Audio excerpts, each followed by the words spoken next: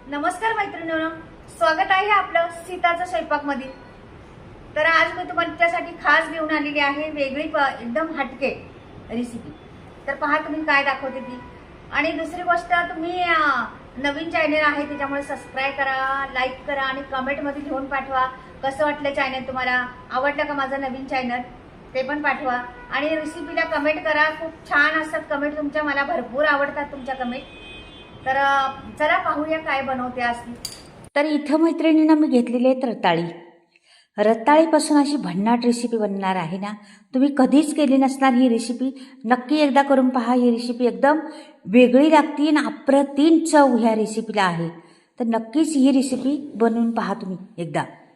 उपवासासाठी बी चालणार, अशी बी तुम्ही खाऊ शकता, म्हणजे कोणी पाहुणे आले तरी खाऊ शकता, अशी कधीही चालणारी आहे आणि खूप हेल्दी म्हटलं तरी चालेल।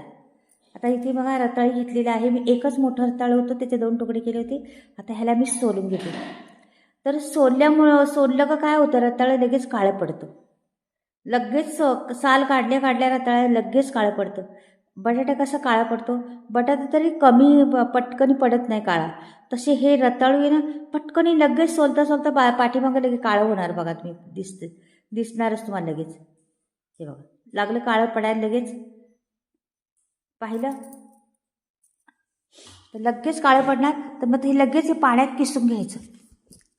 पाण्यात तुम्हाला किसता नाही आलं तर पटकन इकडे किसायचं दुसरीकडं, आणि बारीक किसणी किसणार आहे पाग मी, अगदी एकदम बारीक किसणी आहे ना, आपण आलं किसायची किसणी त्याने किसणार आहे। छोटे बारीक अगदी त्याचं शेव पडली पाहिजे। हे पहा अशा पद्धतीने शेव पडली पाहिजे ना। तर मी ह्याच्यावर किसते, त्या पाण्यात ती किसणी आहे ना थोडी लवचिक होती, का की त्याला जास्त जोर लावला तर ती कसं आलं किसायचं आहे ना, ती लसूण आलं किसतो आपण त्यांनी, ती किसणी आहे। तर ते आपल्याला छोटं पाहिजे म्हणून मी ती किसणी घेतलेली आहे। तर बघा असं किसलं ना पटकनी, थोडंसं झालं ना लगेच पाण्यात टाकून द्यायचं त्याला। बघा अशा पद्धतीने छान किस बनतो हा, आणि छान किस होतो। तर नक्कीच तुम्ही पहा हे काय बनते, अगदी जबरदस्त आहे मात्र।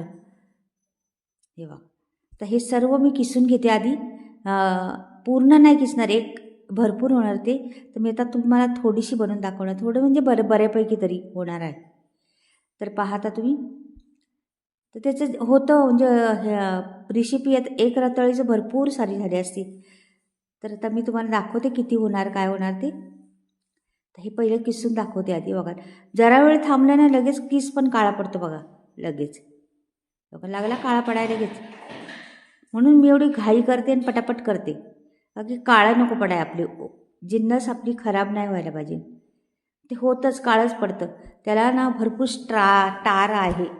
ह्याला ना पाण्यात घालून याला 4, 5, 6 पाण्याने चांगलं असं धुवून घ्यायचं, चांगलं त्याचा स्टार निघून काढून टाकायचा, मग नाही पडणार काळं। ते बघा असं। आता ते दुसरं पण अर्धं राहिले ना, तर अर्धं पण ते पण मी किसून घेणार आहे पहा, आता त्याची पण साल काढणार आहे। तर हे संपूर्ण माझं झालेलं आहे किसून, धुतलेलं पण आहे बऱ्याच पाण्याने, तरी पण अजून निघतंयच पहा, भरपूर पाण्याने धुतलेलं आहे। तर मी अजून एकदा पाण्याने एका धुवून परत आणणार आहे। ते 5-6 पाण्याने मी धुतले तरी पण काळं दिसते बघा। आता परत धुवून आणलेलं आहे, इथे कडे ठेवले आहे, एक छोटा चमचा भरून साजूक तूप टाकलेलं आहे मी, थोडासा चमचा, एक चमचा स्पून असतो ना तो तेवढा भरून आहे।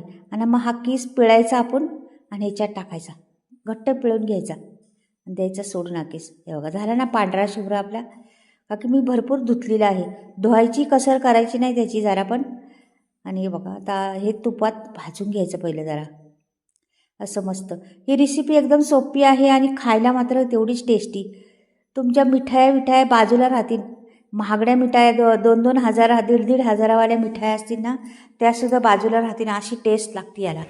तर आता ह्याच्यात मी 1 कपभर दूध टाकलेलं आहे, 1च कप दूध टाकलेलं आहे, जास्त नाही। आता तुम्हाला सांगते पुढे काय करायचं ते। तर हे जरासं ते दुधातच थोडंसं हे करून घ्यायचं आणि मग आपल्याला घ्यायची हे पहा पुढे। तर हे दूध चाललेलंच आहे, त्याच्यातनं मी एक पळी आहे ना तेवढी पळी भरून साखर घेणार आहे। बघा साखर टाकली, कारण की जास्त पण साखर घ्यायची नाही, कारण की गोड असतं ते, मग त्याला गोडीपणा असतोच, मग थोडीशी साखर टाकायलाच लागते। म्हणून 1 पळीभर मी टाकलेली आहे, जास्त नाही। 25 ग्राम असं जास्तीत जास्त साखर त्याला, जास्त नाही. तर आता आता आता काय करायचं, हे बघा असं घेतलं ना, मस्त हलवून घ्यायचं आधी.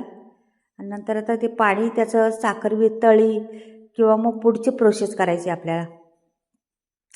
तर साखर वितळल्यावर काय करायचं पुढे ते पण सांगणार आहे.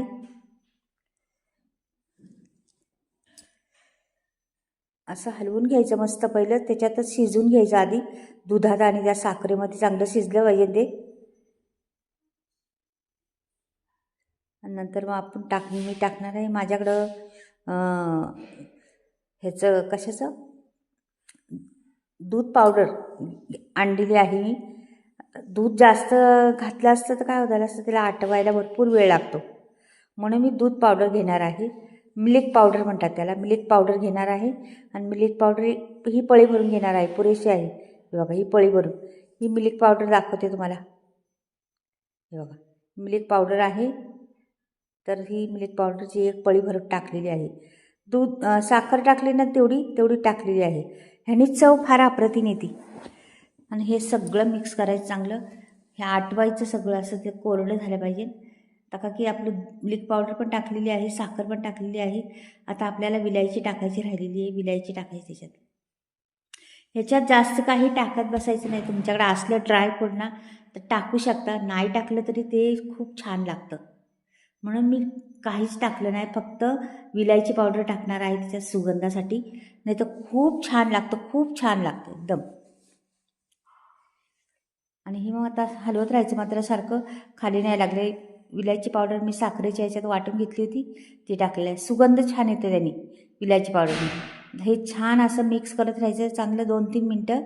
त्याला खाली असं लागलं पाहिजे, मग समजायचं आपलं झालं म्हणून. तर मी हे करणार आहे हलवा, रताळीचा हलवा.